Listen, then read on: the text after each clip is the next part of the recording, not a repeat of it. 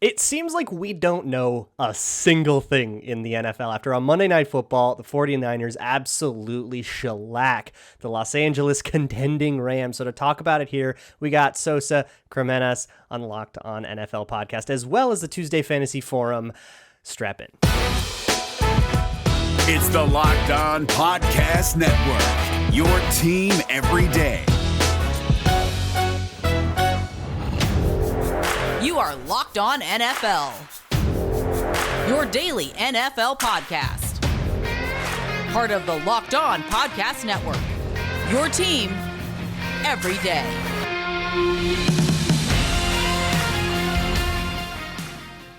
What's going on, everybody? Welcome to the Locked On NFL podcast, part of the Locked On Podcast Network, your team every day. Thank you so much for making the Locked On NFL podcast your first listen of the day. It's Tuesday. That usually means you get me, Luke Braun, and Ross Jackson. Ross Jackson is on a magical adventure, and I'm not going to add any more details to that. So instead, today we have Locked On Rams host Sosa Cremenas. What's going on, man? Talk a little bit about the Rams, who just wrapped up their Monday Night Football game. Yeah, I would much rather be wherever Ross is right now, because this was not a good performance by the Rams, like you mentioned. They lose 31-10. I mean, they got dominated every which way possible. This game was 31-3. Let's call it what it was, right? They scored a garbage time touchdown. That was worthless. So dominated on both sides of the ball on the line of scrimmage. I mean, we knew exactly what the 49ers wanted to do in this game. I mean, there was no surprises here, right? They're going to run the football a ton. Yeah. And they're going to throw to Deebo Samuel and George Kittle on third down and try to get yak out of those guys. And the Rams had absolutely no plan whatsoever for it. And on the defensive side of the ball, the offensive side of the ball, equally as bad. I mean, Matthew Stafford has maybe his worst game as a Ram, and that's kind of funny to say considering the fact that he threw 2 interceptions last week on Sunday Night Football, another primetime game. So, like you mentioned, feels like we don't know anything about the NFL right now. I'm questioning everything about this team. You know, I came into this one thinking they're close to being maybe the favorite. Maybe they are the favorite, and now they add 2 very, very good caliber players. And here we are, circling a lot of questions. And unfortunately for the Rams, they're going into a bye week now. They're not going to be able to answer anything for, upwards of 2 weeks. So a lot of questions that are deserving for this team. Yeah, and if you look at what the last couple weeks have been for the Rams, I mean, it was an arms race. You're bringing in Von Miller, you're bringing in Odell Beckham. And of course, I mean, Odell Beckham seemed like he was on a pitch count, probably not quite up to speed with the offense yet. That's fine. So you expect more from him moving forward, but it seems like the Rams, I mean, they're all in every year, right? Like they're totally going to fall apart next year, every year. And they'll find a way to bring in some other superstar or whatever. But it does seem like for all of the talent that they brought in for going and getting Matt Stafford and, they have this huge renaissance of Cooper Kupp and Aaron Donald, Jalen Ramsey, and then these new guys, it's like they're so star-studded, and yet this is now 2 weeks in a row. I mean, are the Rams falling apart here? Is this existential, or is it like, rough patch will be okay? I think there's a legitimate reason for like a lot of concern right now. Like you mentioned, you pay all these guys top of the market deals. I mean, Aaron Donald getting all-time money, Jalen Ramsey getting the most cornerback money ever. You're trading for guys like Von Miller. You're trading for guys like Odell. And like you mentioned, Odell may be the one that we can't really talk about too much right now. He's running on 4 days of give him more than here, 2 days. Yeah, right. He knows 3 plays. He knows as many plays as I do in that playbook. So everyone else, though, especially on the defensive side of the ball, I mean, it was brutal. You have so many superstars on that side of the ball. Nobody stepped up tonight. I mean, nobody made a play when it was 3rd and 7, 3rd and 9, 3rd and 6. Everyone consistently just, mistake after mistake. You see a guy like Aaron Donald jumping off sides on 3rd and 2. I mean, that pretty much tells you everything you need to know about this game. This guy doesn't make mistakes. So it felt like, one of those games where it just kind of got worse and worse when it rains and pours type of situation. But it's not a one-off. We're talking about 2 weeks back-to-back now with absolutely pathetic performances. Not like, you lost by 3 on a last-second field goal, Minnesota Vikings style. You know about that. But relax. This that's right in your wheelhouse, right? This was just bad, like 30+ type losses. So it's weird. I don't know what it is with Sean McVay throughout his career. When he loses bad. It is like, time to question things. So I don't know really where the Rams sit right now. With me, I'm questioning a lot of things. I think there's a lot of deserved, criticism coming their way. And I don't know how they rebound here, especially coming out of the bye. They're going to have to play against the Green Bay Packers, and that is going to be a very tough game. Yeah. And well, now, so you go into the bye and you kind of get this moment to kind of collect yourself and really look in the mirror and be like, test your mettle. Who are you? It's a gut check moment. And you get a little lucky, the Cardinals missing their quarterback. They take an L as well. So the NFC West is still very much in reach and all that. But I love those moments in a football team season, those kind of gut check moments. It's like, look, backs against the wall. We messed up. We did bad. Do we have that turnaround in us? And that kind of takes me to the 49ers, who we should talk about a little bit too here, who I think we're in that moment right now. They're 3-5. Everything's on the ropes. Kind of like tied for last with the Seahawks in their division. But yeah, the NFC wild card is wide open and stuff. There's a lot of parity. And they come out and they play exactly the kind of game that the 49ers want to play. Jimmy Garoppolo is sharp. The running game's working. They're doing all sorts of crazy schematic stuff, wide receiver handoffs, tons of motions and shifts and all this stuff. They get George Kittle involved in all that, and it turns into a rout of a division rival. For the 49ers, who now ascend to 4-5, this has to feel pretty good, especially looking like there are playoff spots up for grabs right now. It's got to feel good. Yeah, like you mentioned, they're right in the thick of things, right? You talk about this seventh spot now that's available in the playoffs. It's not six teams anymore. Now you got seven teams trying to get in, and it opens everything up. I mean, it feels like every year there's going to be a team that's, I was going to say 9-7, 10-7, or 9-8 type of situation. That'd probably get in. The Panthers are in that spot right now. It's open. I seen a graphic the other day. It said teams in the hunt, and the New York Giants were on there. So it could be anybody. It's not realistic probably for them, but figure yourself out. Go, look in the mirror, figure yourself out. And if you're an NFC team, it doesn't really matter what your record is right now, as long as you're not the Lions way out of it. Look in the mirror, fix what's wrong with you, go on a hot streak here in the last half of the season, and there's a playoff spot for you. That's it, bar none.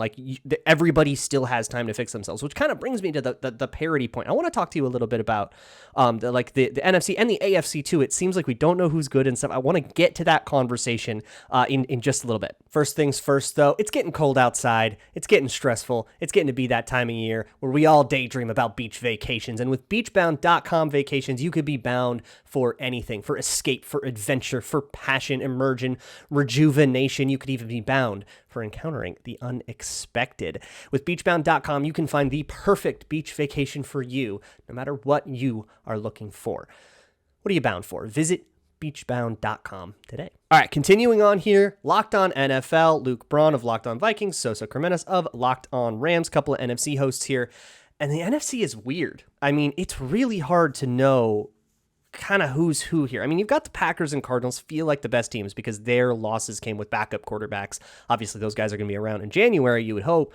But, you have the Rams, they got stinkers in them. You have the Cowboys, they have stinkers in them. All of these kind of contenders, it's difficult to know.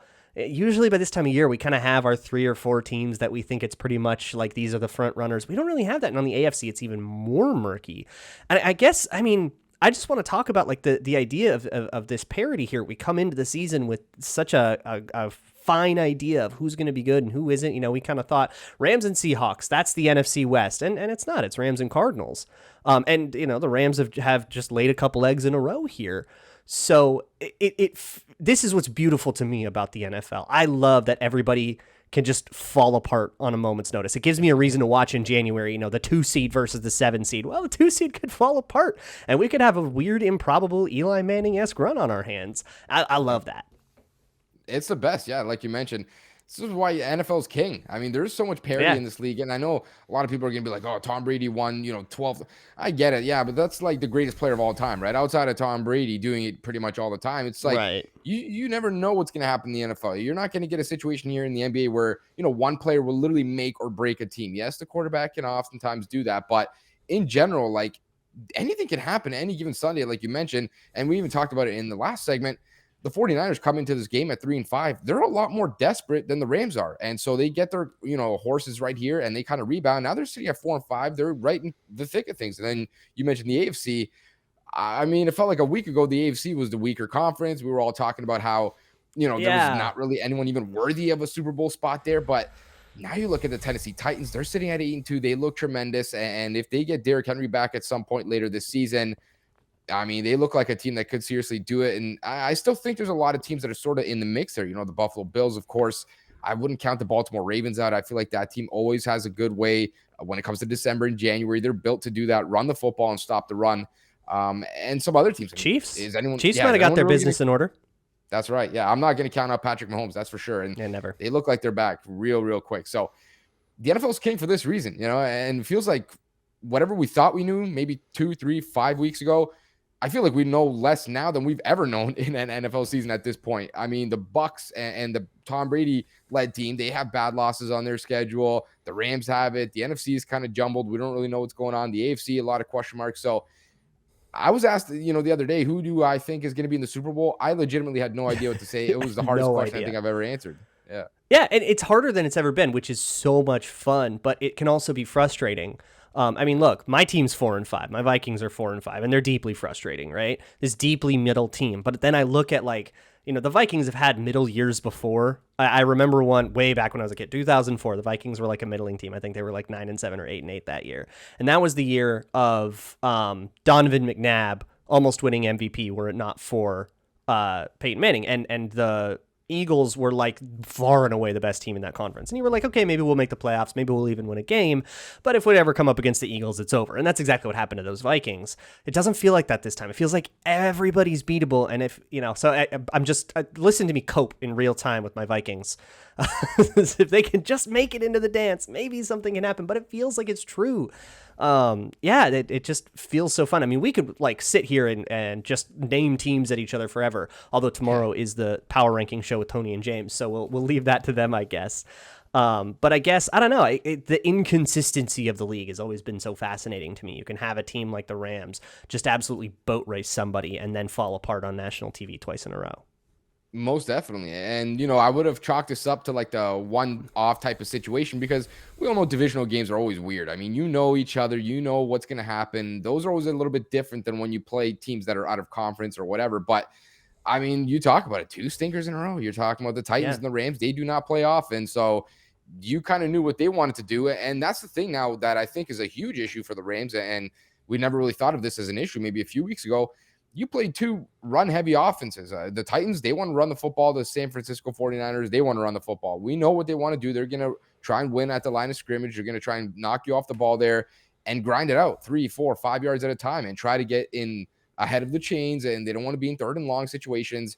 And it's 2 weeks in a row now that the Rams have been beaten up in that exact same type of situation. So it's concerning. And, like you mentioned, there's just no idea what's going to happen right now. I know at the end of the day, Tom Brady's always the guy that we sort of give the benefit of the doubt to, but they just lost to Washington by 2 scores. Right. And they lost to New Orleans, prior to their bye as well. So to Trevor Siemian. They're going through a thing of their own deal. So Here's my question, central question of all of this.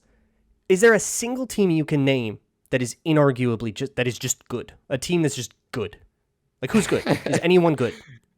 I think we could say the Green Bay Packers are good. I feel pretty comfortable saying they're good. Maybe you might not. I'm contractually obligated to disagree, but I don't have an argument to support that, so I'll just bow out of it.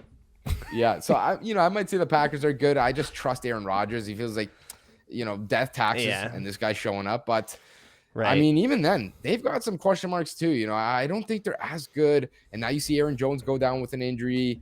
Some question marks on the defensive side of the ball. Jair Alexander, when's he going to come back? Zadarius Smith. So I think they're good. I feel like they're that one team that we have yet to really just kind of break down bad. But there's a lot of games left. So, I wouldn't feel too great about, saying that they are untouchable. At this point, I just feel like there's really no favorite. I don't know how you could possibly pick a favorite. The favorite is the Cardinals because they're the best team, but I just don't trust them whatsoever when it gets to the playoffs. I mean, they have hardly any playoff experience. Yeah, watching that Cardinals-Panthers game, you could tell, for me, the Cardinals have been an incredibly lucky team. And now I've been voting in the Locked On NFL Power Rankings poll, and I've been putting the Cardinals in the number 1 spot for forever. So Cardinals fans, don't come at me. I still got you number 1. But they've been crazy lucky with ball bounces and stuff. And all that luck just turned around in that Panthers game, and they got all sorts of weird stuff that happened. So I have no concerns about the Cardinals, really, because I still think that they're very good. It's, for me, Packers and Cardinals are the only 2 teams I can trust. I could put my life savings into and really trust that they will do what they're supposed to do. If you try to do that in the AFC, it's maybe the Bills, but the Bills have fallen apart a couple times. They lost to the Jaguars a couple weeks ago. It's wild. So it's a crazy, crazy year, and I think we're all much better off for it. It's so much fun. From here, we are going to say goodbye to Sosa. We're going to bring in Marcus Mosher for the Tuesday Fantasy Forum coming up in just a second. So, Sosa, thank you so much for coming and hanging out on Locked On NFL podcast. Absolutely. Thanks so much for having me. Before we get into the Twitter Tuesday Forum, real quick, a note about my new favorite app. Getupside is an awesome app, free to get at the Google Play or App Store, where you can save on gas. Gas prices are getting frustratingly high. So let's take a little bit off the top. You can take up to 25 cents off per gallon at the pump with the Getupside app. Just go download it from the Google Play or Apple App Store. It'll tell you what participating gas stations are nearby. Go get your gas. Tell them what pump you use to fill up. It'll take a day or so to process, and then that's just cash in your account. You can cash out however and whenever you want. There's no catch here. You can have a direct deposit right into your bank if you want, or you can do like an Amazon gift card or a PayPal or whatever you prefer. That is the Getupside app, and if you use promo code TOUCHDOWN, you can get up to 50 cents off on your first fill up. That's twice as much savings. 50 cents off per gallon on your first fill up just for using the Getupside app and entering promo code TOUCHDOWN when you sign up. All right, everybody, it's time here for the Tuesday Fantasy Forum. I'm here with Marcus Mosher at Marcus_Mosher on Twitter, talking a little bit of fantasy football here. And I guess first thing I want to get to, I'm a Darren Waller owner, and I'm deeply disappointed. He has had, I think, 2 games over 12 fantasy points this year. Like, it has been a deeply disappointing season considering what he was before, how he was getting all the targets and stuff. What do we make of this? Is he okay, or should we be benching him for the rest of the season? Yeah, so you probably spent a late second, early third round pick in Darren Waller this year, and he's only had 2 games over 65 receiving yards. It's obviously not what you want. Only 2 touchdowns.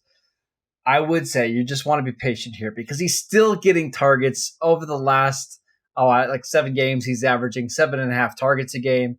I think over the next month or so, he's going to continue to add targets.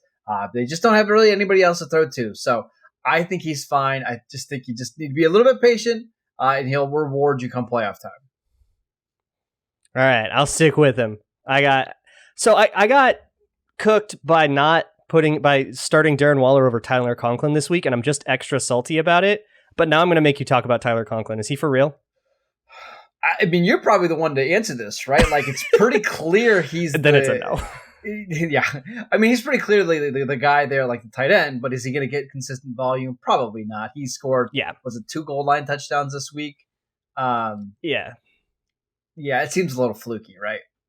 Yeah, and he will continue to get red zone targets, so he might be like a red zone guy if you're like really just looking for a streaming option or something like that. That might have some upside, but it's more so internally in Minnesota. They are working on ways to get the ball downfield more. Justin Jefferson, Adam Thielen more, which means if you have those guys, you're disappointed in the volume. That might increase here for the back part of the season. But yeah, Tyler Conklin might end up kind of getting left by the wayside there. Some of his targets might have to go to the big boys on the outside. Now, if you are a Justin Jefferson owner, I think you got to be really encouraged by what you saw on Sunday, right? Like, just absolutely torched that Chargers defense. The matchups coming up are pretty good. Like, I don't think you should be afraid of Green Bay this week at all with their cornerback situation. I think Jefferson is going to be in for a monster second half of the season. Yeah, and they're like making a concerted effort to target him more. So games like the last couple of weeks where he gets like 2 catches, 3 catches, they're going to try as much as they can to make that not happen. It feels like we're going to get like 8 targets at least every single game from Jefferson going forward, right? They might even force the issue, But let's talk a little bit about some of the waiver wire pickups. This is kind of the time of year, if you're having a good season, you got to start thinking playoffs. You got to start looking at who's got the easy playoff schedules and stuff like that. Who should we be looking at? Yeah, so first and foremost, this is a really ugly week for pickups. There's just not a lot of guys out there that are going to help you. If Ramondre Stevenson is out there, you can go ahead and pick him up. I'm assuming that he's probably not. I know a lot of people started him this week when Damian Harris was ruled out. If A.J. Dillon, for whatever reason, got dropped, he's obviously somebody you should go pick up. But other than that, it's not a great week for some pickups. I will say Kendrick Bourne is somebody who is very fascinating, owned in less than 50% of ESPN leagues. He's been wide receiver 10 since week 3, so he's been very, very productive. If he's not on a roster right now, go ahead and spend the rest of your waiver wire bucks to get him, because I think he's going to have a pretty solid role going forward. Yeah, it's tough to make any sense out of like a New England offense. I mean, for years, the running back situation in New England has been like a thorn in right? Yeah, it's just always so hard to uncover. So I feel every time I'm like, get a Patriot, I get like a little, start feeling fluttery in my chest. You're going to deal with some of the shenanigans there, right? We used to call them the Kyle shenanigans or the Mike shenanigans, right? Because of the way they treated running backs. So Bill Belichick is far worse. Yeah, well, same thing here. I mean, is there any? I mean, in a dynasty league, I've had Jeff Wilson stashed for a couple of weeks now, waiting for him to come back, seeing if there's going to be a role. And we're recording this before Monday Night Football, so listeners will know if he got any run in Monday Night Football, which probably informs this a lot. But is there anything about the running back situation in San Francisco right now that we can maybe go pluck off the waiver wire? Yeah, I think Jeff Wilson is somebody who is going to have a lot of value going forward. We saw last year, when he played, he was really effective. And Trey Sermon is a healthy scratch for the 49ers. JaMychal Hasty is a healthy scratch. So I kind of think if Wilson's healthy, he's the guy, and Elijah Mitchell's probably the third down back. So I think he's somebody to keep an eye on. So let's just talk a little more broadly about like playoff schedules, because for people who maybe don't do this or don't know kind of the trick of all this, I have heard for my whole life of playing fantasy football, well, just stick with the team that got you there. But that feels like a really weird way to go about it, right? So like when you're talking about, I'm 8-1 in my league or whatever right now, I'm going to be in the playoffs. How does your approach to the waiver wire differ once you get to this point of the season? That strategy of just playing who you drafted and starting your studs is a fantastic way to make sure that you get third in your league, right? And that's not the goal, right? Right. The goal is to win. And there's no style points of who you drafted and who ends up starting. Like, we don't care. We just care about winning in this league. So, yeah, it might feel gross to start Kendrick Bourne over Allen Robinson, but all we care about is fantasy points. So start the guys that are going to get the most points. Start the guys that you have the best matchups, and don't care about the draft capital or how much you had to trade to go get somebody. Start the lineup that gives you the best possible chance to score the most points. I know that sounds simple, Luke, but that's really the strategy you should be going with. Yeah, and it's hard to kind of divorce, especially when it's, somebody that won you 3 games earlier in the season, and it's hard to kind of divorce yourself emotionally from that guy now that he's like not doing what he was doing before. Correct. Or somebody like Darren Waller, who was supposed to be, this crazy 13 targets a game kind of wide receiver at the tight end position hack. And if he's not hacking the game like he's supposed to, you got to move on from that. And you sound a little bitter. Conklin. I mean, just a little bitter. I'm bitter. I'm bitter. I should have been stupid. I know you're frustrated with Darren Waller. And this is a good tip for fantasy advice. Just because a guy is maybe not living up to the price tag you paid him doesn't mean that he's worthless. I think Waller's going to help you down the stretch, even if it's only getting you 11 points a game rather than 18 like you were hoping for. Don't give up on Darren Waller quite yet. All right. Well, Marcus, thank you so much for hanging out here on the Tuesday Fantasy Forum. Again, you can find Marcus at Marcus_Mosher on Twitter. You can find him on the Locked On Dynasty podcast, and of course on Locked On Cowboys as well. Like we mentioned, tomorrow on the show is going to be Power Rankings Wednesday. Tony Wiggins and James Rapine are going to help break all that down for you. Always a great show with those guys, so let them take care of you. In the meantime, check out the Locked On Bets podcast. They will help you get your gamble straight. They are on an absolute heater right now, so go check that out with your boy Q and Lee Sterling, handicapping expert. Until then, we will see you all tomorrow on the Locked On NFL podcast, part of the Locked On Podcast Network, your team every day.